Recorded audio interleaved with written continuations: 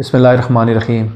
آج قرآن کے بارے میں جو ایک مسلمان کا عقیدہ ہونا چاہیے اس پہ ہم گفتگو کرتے ہوئے آج تیسرے عقیدے پہ ہم بات کریں گے کہ مسلمان کو یہ اس بات پہ کامل ایمان ہونا چاہیے کہ یہ وہی قرآن مجید ہے جو اللہ نے نبی صلی اللہ علیہ وسلم پہ نازل کیا گیا، اور یہ قرآن مجید مکمل حالت میں زیر زبر پیش کے ساتھ محفوظ ہے۔ نہ اس میں معنوی تعریف ہو سکتی ہے، نہ اس کے اندر لفظی تعریف کی جا سکتی ہے، اور اگر کسی نے تعویل کی تعریف کرنے کی کوشش بھی کی ہے تو امت مسلمہ نے اس کو ریجیکٹ کر کے رکھ دیا ہے۔ اس کی معنی بھی محفوظ ہیں، اس کے الفاظ بھی محفوظ ہیں، اور اللہ تعالیٰ نے خود اس کی حفاظت کا وعدہ کیا ہے۔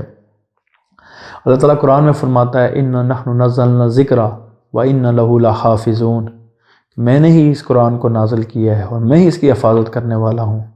اب جب جس چیز کی حفاظت اللہ تعالیٰ کرنا شروع ہو جائے تو اس کو کوئی نقصان پہنچا سکتا ہے۔ باقی کتابیں جتنی بھی ہیں ان کے بارے میں اللہ تعالیٰ نے یہ نہیں فرمایا تھا، اس لیے حالات کے ساتھ وہ تبدیل ہوتی گئیں، لیکن آج جو ہمارے پاس قرآن ہے وہ مکمل کتابی شکل میں محفوظ ہے۔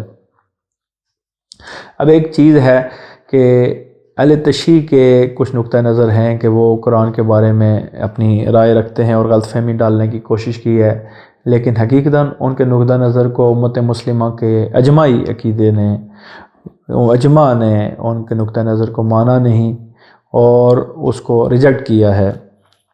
اللہ تعالیٰ نے قرآن کو عربی مبین کے اندر نازل کیا گیا۔ عربی مبین وہ تھی جو شستہ، صاف اور فصیح و بلیغ عربی تھی، جو شعروں سے دور بدوؤں کی زبان تھی۔ آج بھی اگر جب قرآن کو سمجھا جاتا ہے تو عربی ادب کو، عربی شعر کو سمجھنا بہت ضروری ہے، اور کیونکہ عربوں کو اپنی فصاحت و بلاغت میں بڑا فخر تھا، اور اللہ تعالیٰ نے قرآن میں فرمایا سورہ زخرف میں حامیم والکتاب المبین انا جعلناہ قرآنا عربیا لعلکم تعقلون، قسم ہے اس واضح کتاب کی کہ ہم نے اس قرآن کو عربی بنایا، عربی میں نازل کیا تاکہ تم سمجھ سکو۔ اب قرآن کو عربی میں نازل کیا گیا، اور وہ عربی کون تھی؟ سورہ شعراء میں ہے باللسان عربی مبین، کہ اس قرآن کو عربی مبین میں نازل کیا گیا، وہ جو بدوؤں کی زبان تھی، جو خالص عربی زبان تھی، اس میں نازل کیا گیا۔ حالات نے، واقعات نے بہت سی زبانوں کو تبدیل کیا۔ افتاداد زمانہ جب پڑھتی ہے تو بہت سی زبانیں اپنی اصل حالت میں برقرار نہیں رہیں۔ آج اگر شیکسپیئر کی انگلش کو پڑھنے کی کوشش کریں بڑی مشکل نظر آئے گی، یہ بھی کی بات ہے۔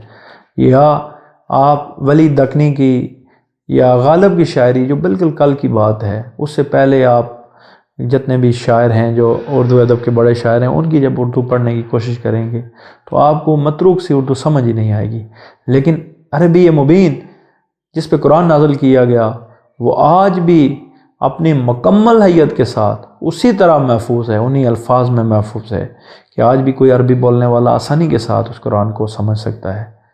تو ہمارا یہ ایمان ہونا چاہیے کہ اللہ کا کلام ہے، نبی صلی اللہ علیہ وسلم پہ نازل کیا گیا، اور تیسری یہ چیز کہ یہ قیامت تک کے لیے محفوظ ہے۔ وما علینا الا البلاغ۔